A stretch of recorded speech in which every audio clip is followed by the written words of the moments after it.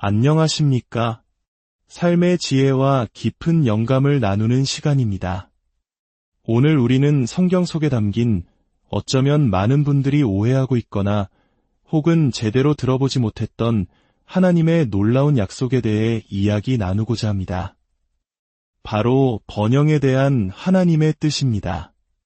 본격적인 이야기에 앞서 이 메시지가 여러분의 삶에 다 놀라운 축복의 통로가 되기를 소망합니다.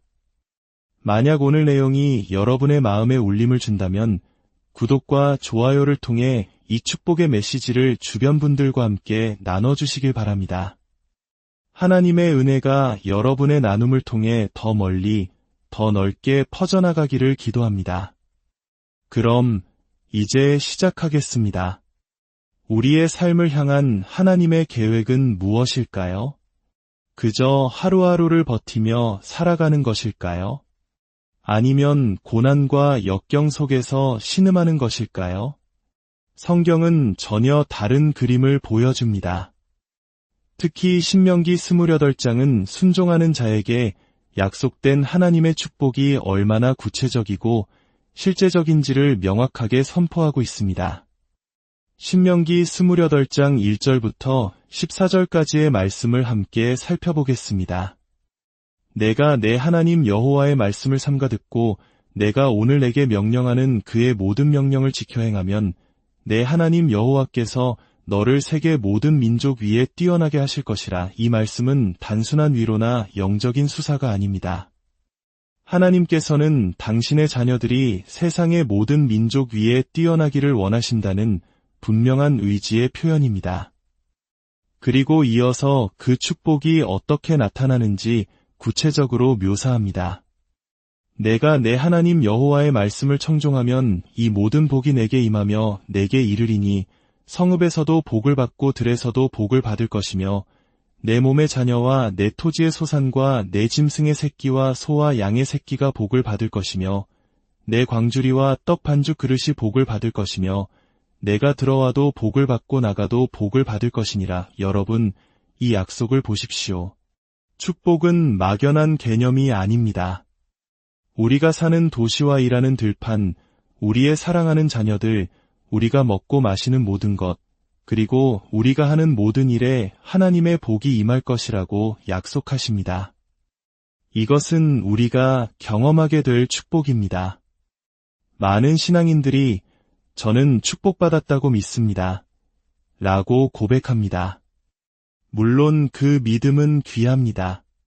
하지만 그 믿음은 머릿속에만 머무는 관념이 되어서는 안 됩니다.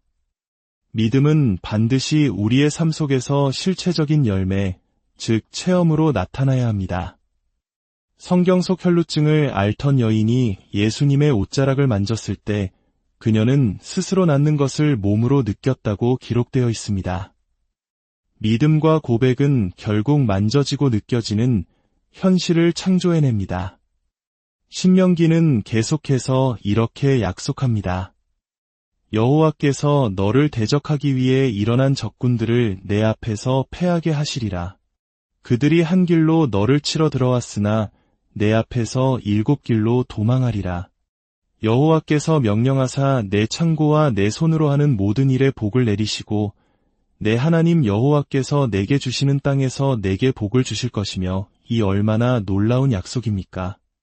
원수들이 한 길로 왔다가 7길로 흩어질 것이며 우리의 창고는 곡식으로 가득 찰 것이라고 말씀하십니다. 창고가 가득 찬다는 것은 무엇을 의미할까요? 이는 문자 그대로의 풍요를 넘어 어떠한 필요가 생기기 전에 이미 공급이 준비되어 있음을 의미합니다. 갑작스러운 문제 앞에 허둥지둥 긴급 헌금을 하거나 대출을 알아보는 것이 아니라 이미 예비된 하나님의 공급하심으로 넉넉히 감당하게 된다는 뜻입니다. 오늘 이 말씀을 듣는 모든 분들의 삶에 이제껏 받아온 대출이 마지막 대출이 되기를 예수님의 이름으로 선포합니다. 앞으로는 어떤 필요가 생기기 전에 하나님의 공급하심이 먼저 와서 기다리는 역사가 일어날 것입니다. 하나님은 우리를 당신의 거룩한 백성으로 삼으시고 세상 모든 민족이 우리를 보며 하나님을 경외하게 만드실 것이라고 약속하셨습니다. 그리고 11절은 이렇게 말합니다. 여호와께서 내게 주리라고 내 조상들에게 맹세하신 땅에서 내게 복을 주사 내 몸의 소생과 가축의 새끼와 토지의 소산을 많게 하시며, 여기서 복을 주사라는 표현은 영어 성경에서는 번영이라는 단어로 번역됩니다. 그렇습니다. 번영은 사탄의 단어가 아니라 하나님의 말씀 속에 분명히 기록된 하나님의 단어입니다. 번영을 믿지 않는다고 말하는 것은 신명기 28장을 성경에서 찢어내는 것과 같습니다. 하나님은 우리가 천국에서가 아니라 바로 이 땅에서 번영하기를 원하십니다. 더 나아가 12절과 13절은 이 번영의 정점을 보여줍니다. 여호와께서 너를 위하여 하늘의 아름다운 보고를 여시사 내 땅의 때를 따라 비를 내리시고 내 손으로 하는 모든 일에 복을 주시리니 내가 많은 민족에게 꾸어줄지라도 너는 꾸지 아니할 것이요 여호와께서 너를 머리가 되고 꼬리가 되지 않게 하시며 이에만 있고 아래에 있지 않게 하시리니 이것이 바로 당신을 향한 하나님의 뜻입니다. 빌리는 자가 아니라 빌려주는 자, 꼬리가 아니라 머리, 아래가 아니라 위에 있는 자. 이것이 바로 순종하는 하나님의 자녀에게 약속된 삶의 모습입니다. 그렇다면 왜 이렇게 명확한 성경의 약속에도 불구하고 많은 신앙인들이 개인적인 부와 번영에 대해 불편함을 느끼거나 오해하는 것일까요? 어떤 신앙 공동체에서는 가난과 고난을 미덕으로 여기는 경향이 있습니다.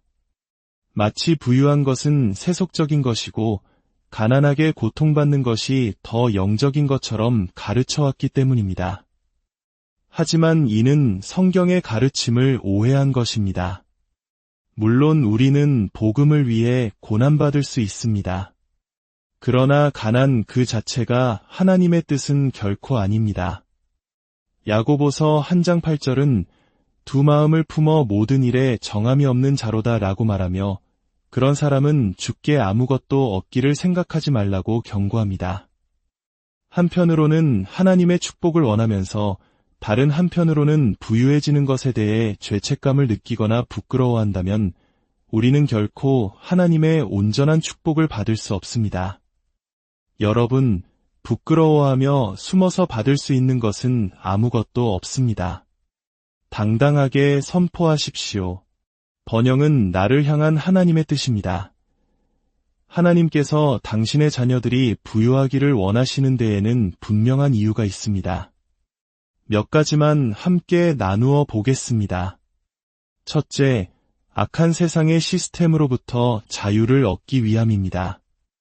잠언 22장 7절은 부자는 가난한 자를 주관하고 빚진 자는 채주의 종이 되느니라고 말합니다. 하나님은 당신의 자녀들이 세상의 악한 시스템 아래에서 종노릇하기를 원치 않으십니다.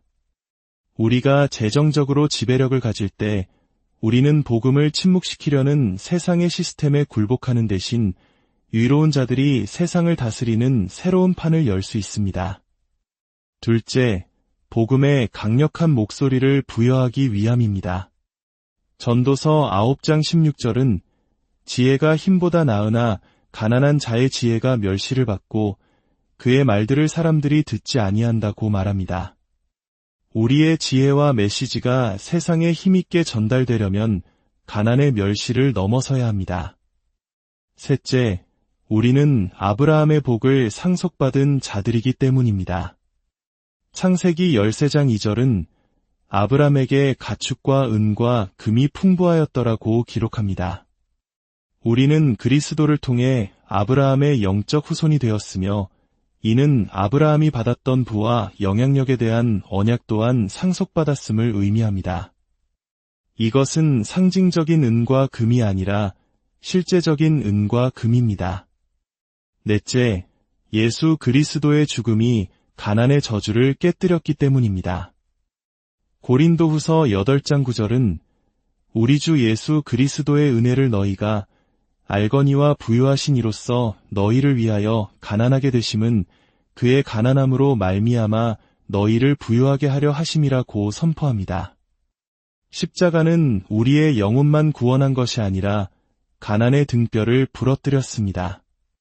예수께서 우리의 가난을 대신 짊어지셨기에 우리는 초자연적인 풍요 속을 걸을 수 있게 되었습니다. 다섯째, 거룩한 삶에 대한 보상입니다. 시편 1편 3절은 의인에 대해 그는 시냇가에 심은 나무가 철을 따라 열매를 맺으며 그 잎사귀가 마르지 아니함 같으니 그가 하는 모든 일이 다 형통하리로다 라고 노래합니다. 하나님은 우리가 꿈을 향해 나아갈 때 그것을 방해하고 빼앗으려는 모든 세력들로부터 우리를 보호하시고 우리의 잎사귀가 마르지 않도록 지키시며 결국 형통하게 하십니다. 여섯째, 심고 거두는 법칙을 존중하기 위함입니다. 누가복음 6장 38절은 주라 그리하면 너희에게 줄 것이니 곧 후이되어 누르고 흔들어 넘치도록 하여 너희에게 안겨주리라고 말씀합니다. 우리가 하나님 나라의 믿음의 씨앗을 심을 때 그것은 사라지는 것이 아닙니다. 하늘의 창고를 여는 열쇠가 되어 누르고 흔들어 넘치는 수확으로 우리에게 돌아옵니다. 일곱째, 지혜가 부로 이어진다는 원리를 존중하기 위함입니다. 잠언 전체는 역사상 가장 부유했던 솔로몬 왕이 쓴 지혜의 책입니다. 그는 어떤 원리가 가난으로 이끌고 어떤 원리가 부로 이끄는지를 명확하게 가르쳐줍니다. 여덟째, 좋은 아버지이신 하나님의 성품 때문입니다. 마태복음 7장 11절은 악한 아버지라도 자식에게 좋은 것을 줄 줄 알거든 하물며 하늘에 계신 우리 아버지께서 구하는 자에게 더 좋은 것으로 주시지 않겠느냐고 반문합니다. 우리 하나님은 겨우 우리의 필요를 채워주시는 분이 아니십니다. 그분은 엘사다이, 모든 것이 넉넉하신 하나님이십니다. 번영은 단순히 필요를 채우는 생존의 차원이 아닙니다. 번영은 우리 세대를 향한 빛이 되고 절망의 구덩이에 빠진 사람들을 건져 올릴 수 있도록 하나님께서 우리에게 부어주시는 재정적인 능력입니다. 아홉째, 모든 선한 일을 넘치게 하기 위함입니다.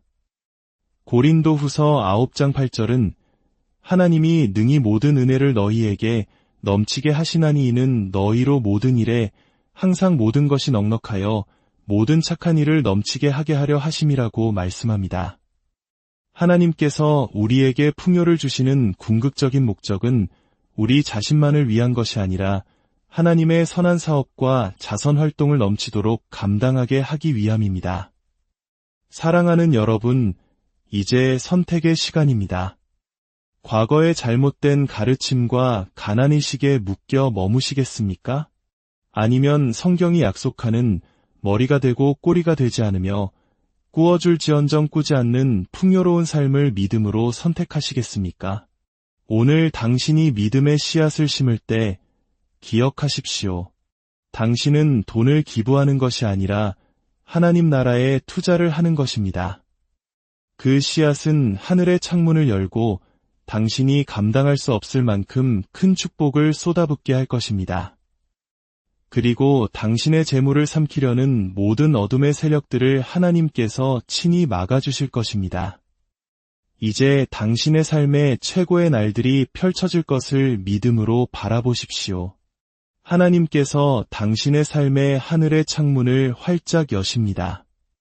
당신의 모든 원수들이 보는 앞에서 하나님께서 당신을 어떻게 축복하시는지 똑똑히 보게 될 것입니다. 당신은 믿으십니까? 이제 그 축복은 당신의